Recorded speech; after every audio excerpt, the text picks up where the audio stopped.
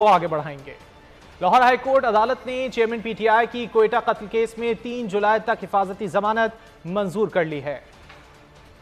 Lahore high court अदालत ने chairman PTI की कोयटा कत्ल केस में 3 जुलाई तक हिफाजती जमानत मंजूर कर ली है। तफसीलात जान लेते हैं पुलिस नुमाइंदे अब्दुल रहमान से। अब्दुल रहमान, क्या तफसीलात है?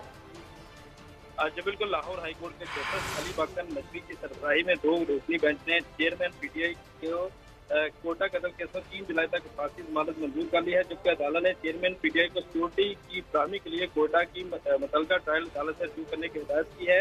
अदालती समाअत के बाद चेयरमैन पीटीआई लाहौर हाईकोर्ट से रवाना हो गए हैं, जबकि अदालती समाअत के दौरान एडिशनल एडवोकेट जनरल गुलाम सरवर नांग ने बताया कि हिफाजती जमानत मिलने के बावजूद ट्रायल अदालत पेश न होने का बहाना किया गया और ट्रायल अदालत पेश न होकर हिफाजती जमानत का गलत इस्तेमाल किया गया। अदालत दूसरी हिफाजती जमानत मंजूर न करे, जबकि चेयरमैन पीटीआई के वकील इश्तियाक खान की जानब से अदालत में दलाल देते हुए मौका इख्तियार किया गया कि चेयरमैन पीटीआई ने इस मुकदमे में हिफाजती जमानत हासिल कर रखी थी।